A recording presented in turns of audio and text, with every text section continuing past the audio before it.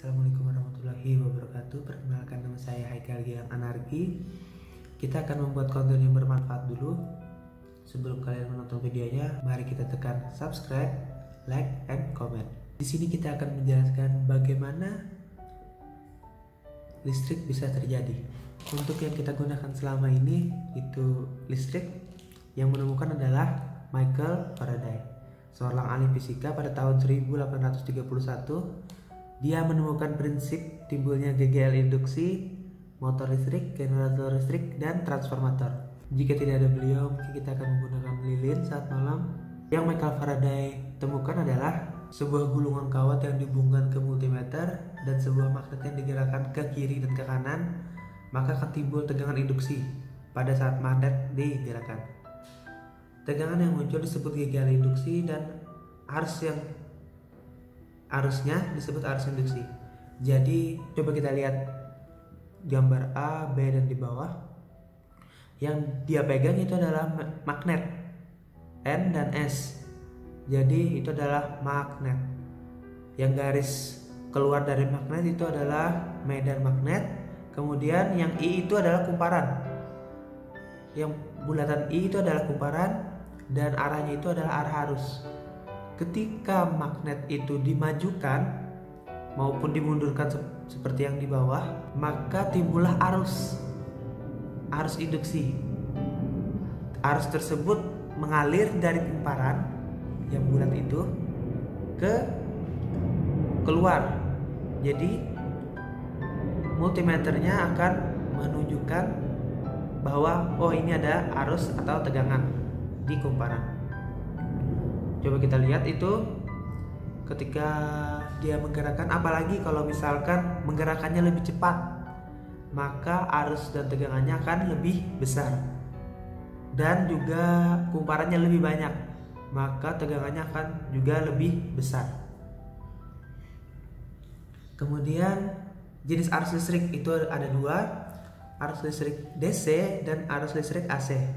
DC itu adalah singkatan dari direct current dan AC itu adalah singkatan dari alternating current. Untuk arus searah itu dihasilkan oleh baterai aki yang digunakan untuk motor, kendaraan, mobil, HP. Itu adalah arus searah. Dan untuk arus bolak-balik itu biasanya digunakan untuk perabotan rumah tangga seperti AC, kulkas, dan lain-lain. Nah, ini perbedaan arus DC dan AC. Untuk yang DC direct current searah. Jadi yang sebelah kita lihat gambar yang sebelah kiri itu adalah baterai, yang kanan itu adalah tahanannya. Untuk arahnya itu satu arah ya. Satu arah. Nah, kemudian untuk gambar kanan alternating current, arus bolak-balik, itu yang sebelah kirinya itu adalah generator atau pembangkitnya, yang sebelah kanan itu adalah bebannya. Jadi arusnya ada bolak-balik, bisa ke kanan dan ke kiri. Lanjut lagi, nah ini adalah generator AC. Generator AC adalah untuk membangkitkan tegangan AC. Sama seperti tadi, di sini ada kumparan. Langkah 1 itu jika medan magnetnya diputar. Langkah 2, medan magnetnya putar lagi. 3 dan 4 itu bakal menghasilkan arus. Nah, kemudian kita bisa melanjut ke tegangan dan arus listrik.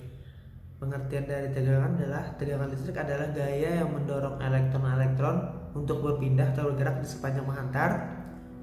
Disebut juga gaya gerak listrik. Bila beda potensial antara dua terminal konduktor dinaikkan, maka jumlah elektron yang mengalir akan bertambah banyak. Kemudian arus listrik. Arus listrik dapat didefinisikan sebagai muatan listrik yang mengalir tiap satuan waktu. Arus dapat dikatakan juga sebagai muatan yang bergerak atau muatan dengan kecepatan yang besarnya berubah setiap terhadap waktu. Jadi gampangnya seperti itu. Tegangan itu adalah banyaknya elektron. Kemudian arus listrik itu adalah elektron yang berjalan. Lanjut lagi, nah ini adalah hukum Ohm.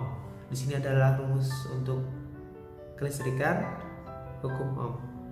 Hubungan antara besaran tahanan R dalam Ohm itu adalah beban yang kita pakai, kemudian tegangan dalam volt, dan arus listrik dalam ampere. Kita jelaskan. Tegangan itu adalah banyaknya, arus listrik itu adalah yang mengalir. Dapat dinyatakan dalam bentuk rumus dengan hukum Ohm, yaitu jika kita akan mencari arus, maka tegangan dibagi tahanan. Dan jika kita akan mencari tegangan, maka arus kali tahanan. Dan jika kita akan mencari tahanan, maka tegangan dibagi arus. Ini adalah satuannya, arus itu adalah ampere, tegangan itu adalah volt, tahanan itu adalah ohm. Ini adalah segitiga daya, yang atas itu volt ya, volt. Jadi atasnya itu volt, bawah kiri itu ampere I, dan kanan itu ohm R. Lanjut lagi, daya listrik. Satuan daya listrik dalam SI adalah watt. Watt didefinisikan sebagai tenaga listrik yang mengalir per satuan waktu. Watt juga didefinisikan sebagai energi yang dikeluarkan atau kerja yang dilakukan oleh arus yang tidak berubah yang mengalir pada tegangan 1 volt. Jadi watt itu yang kita gunakan ya, berapa watt kalian. Jadi kalau misalkan apa itu watt, itu adalah daya listrik. Jadi berapa watt kalian mempunyai daya listrik di rumah, biasanya yang di rumah-rumah itu digunakan adalah 900 watt, ada 2200 watt, dan lain-lain. Oke, sampai sini dulu. Terima kasih atas waktunya. Assalamualaikum warahmatullahi wabarakatuh.